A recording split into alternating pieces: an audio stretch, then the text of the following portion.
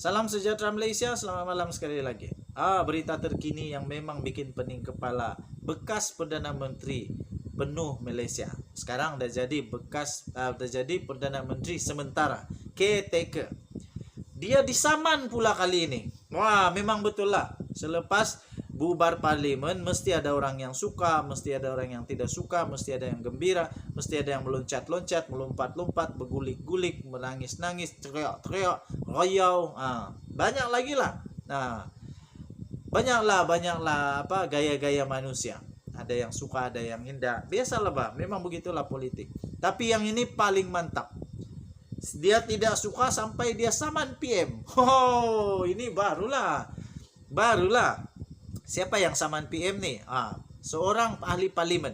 Seorang ahli parlimen yang memang veteran. Memang veteran menyaman Perdana Menteri. Siapa dia? Okey. Beliau ialah MP Klang. MP Klang menyaman Perdana Menteri dan memohon halang SPR adakan PRU15. Penyandang Parlimen Klang, iaitu Charles Santiago, memohon perintah mahkamah untuk menghentikan pilihan raya umum ke-15 daripada diadakan pada tahun ini. Dalam saman pemula yang difailkan di Mahkamah Tinggi Kuala Lumpur semalam, ahli Parlimen DAP itu menamakan Perdana Menteri sementara, iaitu Ismail Sabri Yaakob, Kerajaan Malaysia dan Suruhanjaya Pilihan Raya SPR sebagai responden. Charles menuntut supaya satu deklarasi bahawa permohonan Ismail Sabri kepada Seri Paduka Baginda yang di-Pertuan Agong untuk membubarkan parlimen adalah bercanggah dengan perlembagaan dengan perkara 40-1 dan -1E Perlembagaan Persekutuan. Menurut Charles, permintaan untuk membubarkan parlimen tidak dibuat atas nasihat kabinet dan oleh itu terbatal dan tidak sah. Wow, terbatal dan tidak sah. Wah, saya baca lagi ya. Menurut Charles, permintaan untuk membubarkan parlimen dengan tidak dibuat atas nasihat kabinet dan oleh itu terbatal dan tidak sah. Dia juga memohon perintah bahawa pembubaran parlimen tidak mengikut perkara 55-2 dan perkara 40-1 dan -1E Perlembagaan Persekutuan dan perintah untuk menghalang SPR daripada mengambil sebarang langkah untuk mengadakan pilihan raya. Selain itu, Charles juga menuntut kos dan perintah lain yang dipikirkan sesuai oleh mahkamah. Dalam afidavit itu, Charles memetik musim tengkujuh dan risiko banjir seterusnya sebagai alasan untuk menghalang pilihan raya. Katanya, kawasan saya di Klang yang mempunyai 210,662 orang pengundi adalah antara yang paling teruk dilanda banjir Desember lalu, yang menyaksikan sekurang-kurangnya 54 terkorban dan sekurang-kurangnya 71,000 orang kehilangan tempat tinggal di semenanjung Malaysia, katanya. Charles seterusnya mengambil maklum amaran yang telah dikeluarkan oleh Jabatan Meteorologi Malaysia mengenai risiko banjir semasa musim tengkujuh pada November dan Disember. Okey, tuan-tuan dan puan yang dihormati sekalian, begitulah. Ada kebenaran juga apa yang dia katakan, tetapi nanti akan diputuskan oleh mahkamah. Denyut Nadi Suara Rakyat terus bergema di channel ini. Jangan lupa tekan butang subscribe, like dan share. Kita jumpa lagi. Bye-bye. Setiap kali nama Najib Razak keluar mesti yang pelik beritanya. Terbaru ini lagi pelik, tuan-tuan dan puan-puan.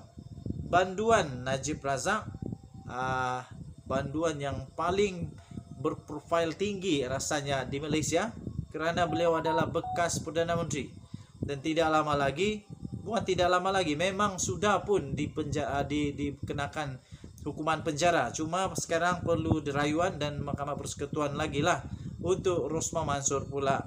Isteri beliau pun mungkin akan masuk penjara. Memang sudah dijatuhkan hukuman penjara, tetapi berharap kepada Mahkamah Rayuan dan Mahkamah Persekutuan. Adakah kedua-duanya akan dia menang atau tidak? Kalau tidak, memang dia akan dipenjara panjang betul lah. Okey, terbaru ini tuan-tuan dan puan-puan.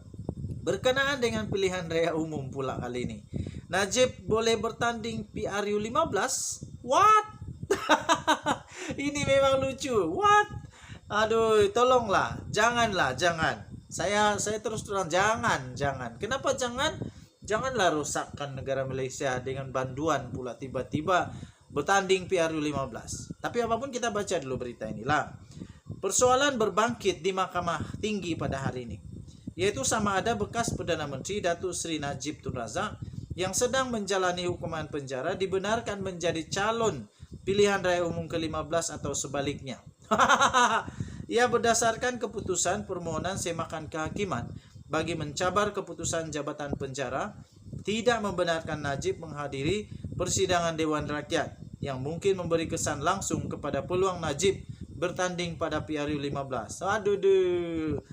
Peguam Najib iaitu Tan Sri Muhammad Syafi Abdullah berkata perkara itu penting kerana bekas Perdana Menteri itu mempunyai hak mengikut perkara 48 Perlembagaan Persekutuan. Oh begitu. Tak apalah. Kalau mahkamah benarkan okeylah, benarkan jelah.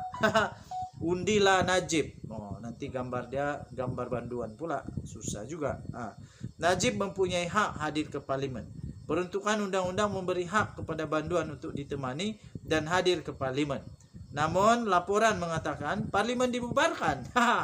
Soalan berbangkit sama ada Najib boleh hadir ke tempat pencalonan dan dicalonkan pada PRU 15. Perkara ini boleh dipertikaikan mengikut perkara 48 dan sebab itu saya cadangkan kes permohonan semakan kehakiman seawal Jumaat ini.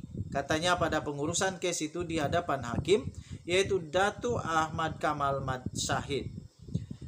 Terdahulu Peguam Persekutuan M. Kogila Bigai yang mewakili Jabatan Peguam Negara AGC memohon tarikh pendengaran kes itu ditetapkan sekurang-kurangnya seminggu dari hari ini. Ia berikutan AGC memerlukan masa untuk meneliti permohonan difailkan oleh bekas Perdana Menteri itu. Katanya sekiranya terdapat bantahan berhubung permohonan, pihak kami akan memaklumkan kepada mahkamah katanya. Mahkamah kemudian memutuskan pada 19 Oktober untuk pendengaran kes berkenaan. Menerusi notis permohonan semakan kehakiman itu, Najib yang bertindak sebagai pemohon menamakan Kerajaan Malaysia, Menteri Dalam Negeri dan Komisioner Jeneral Jabatan Penjara sebagai responden. Bekas ahli Parlimen Pekan itu, wow, sekarang sudah bekas lah, sebab sudah bubar kan.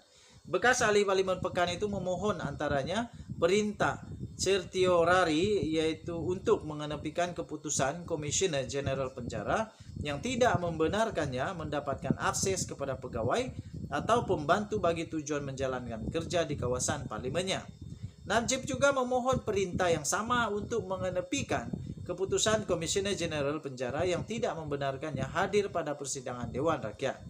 Turut dimohon perintah mandamus supaya responden mengambil semua langkah perlu untuk membenarkannya menghadiri sidang Dewan Rakyat pada tarikh yang sudah ditetapkan dan relief. Perintah dan serta lain-lain arahan yang difikirkan wajar oleh mahkamah. Dalam afidavit sokongannya, Najib berkata Menteri Dalam Negeri dan Komisioner Jeneral Penjara melalui penjara Kajang pada 28 September lalu menyampaikan keputusan menolak permohonannya untuk menghadiri sidang parlimen atas alasan keselamatan. Tidak berpuas hati dengan keputusan itu, Najib mengemukakan rayuan kepada Menteri Dalam Negeri pada 30 September lalu dan oleh kerana sidang bermula pada 3 Oktober lalu, beliau memohon supaya keputusan dipersepatkan. Oleh kerana tiada seberang jawapan, Najib memfailkan permohonan kebenaran semakan kehakiman. Katanya berdasarkan perkara 59 Perlembagaan Persekutuan, beliau mempunyai kewajipan dari segi perlembagaan untuk melaksanakan tugas dengan efektif sebagai ahli Parlimen Pekan. Okey.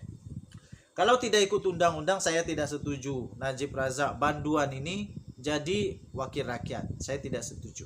Tapi kalau ada dalam perlembagaan ada undang-undang mengatakan sedemikian, kamu uruslah cepat-cepat, kasih manang dia supaya dia boleh bertanding. Kalau ada undang-undang dan dia memang ada hak untuk bertanding dan tidak menyalahi undang-undang Malaysia serta perlembagaan Malaysia, kamu uruslah dia supaya dia boleh bertanding. Tapi kalau indah dah, janganlah benarkan mana boleh banduan jadi wakil rakyat. Okey? Siapa-siapa pun banduan tidak boleh jadi wakil rakyat. Anwar pun kalau masuk penjara jadi banduan, jangan kasih jadi wakil rakyat. Rafizi pun sama. Siapa lagi? Mahathir pun sama. Mat Sabu pun sama. Lim Guan Eng pun sama. Siapa saja yang sudah jadi banduan, saya tidak setuju kalau jadi ahli Dewan Rakyat. Kecuali ada undang-undang yang mengatakan mereka boleh. Dan Yunadi Suara Rakyat bergema di channel ini. Kita jumpa lagi. Bye-bye.